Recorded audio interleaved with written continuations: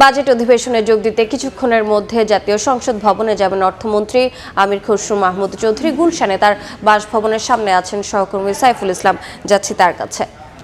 সাইফুল, কিছুক্ষণের মধ্যে বাসা থেকে বেরোবেন অর্থমন্ত্রী আমির খসরু মাহমুদ চৌধুরী। কেননা হচ্ছে আজকে সেই দিন, যে দিনটির জন্য অপেক্ষা ছিল পুরো একটি বছর। আজকে 2026-27 অর্থ বছরের বাজেট পেশ করা হবে। তবে এর মধ্যে দিয়ে আমরা একটি সূত্রে জানতে পেরেছি কিছুক্ষণের মধ্যেই হচ্ছে অর্থমন্ত্রী তার নিজ বাসভবন থেকে বের হবেন। তারপরে তিনি মন্ত্রণালয়ে যাবেন। সেখানে অর্থ মন্ত্রণালয়ে তার যে পর্ষদের লোকজন আছে তাদের সাথে ছবি তুলবেন, মিটিং করবেন।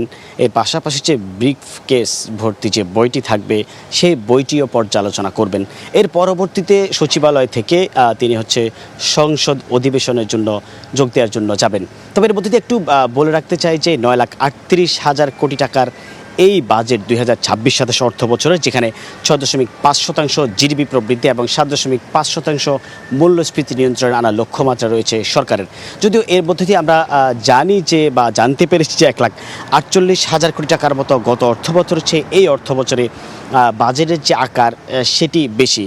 এর মধ্য দিয়ে আমরা আরও জানি যে রাজস্ব আদায়ের যে লক্ষ্যমাত্রা 6,95,000 কোটি টাকা, এর থেকে 2,43,000 কোটি টাকা হচ্ছে বিভিন্ন বৈদেশিক উৎস, এরপরে ব্যাংক এবং সঞ্চয়পত্র, এর পাশাপাশি দেশের যে বিভিন্ন খাত আছে সেই খাত থেকে নেওয়া হবে। তবে এই যে অর্থমন্ত্রীর কিছুক্ষণ পরে বাসা থেকে বের হওয়ার যে তথ্যটি, সেই বের হয়ে কিন্তু হয়তো তিনি সাংবাদিকদের সাথে কথা বলতে পারেন, কিভাবে সাজানো হচ্ছে, কিভাবে কি করা হবে, বিষয়গুলি কিন্তু সাংবাদিকদের জানিয়ে তারপর হয়তো উনি সচিবালয়ে রওনা দিবেন। তবে এর মধ্যে যে বলতে চাই যে এই যে এত বড় একটি বাজেট, দেশের ইতিহাসের কিন্তু সর্বোচ্চ বাজেট, যার মধ্য দিয়ে মানুষের যে চাওয়া পাওয়া, লেনা দেনা সব কিছুই কিন্তু এর মধ্যেই কিন্তু স্থির রয়েছে।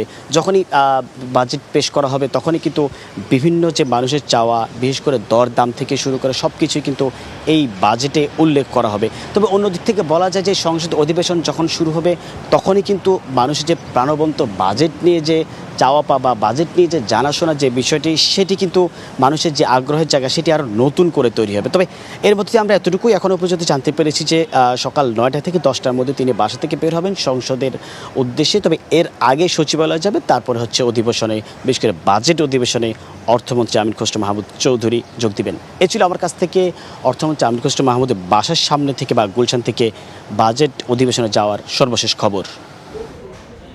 সরাসরি যুক্ত ছিলাম গুলশানে।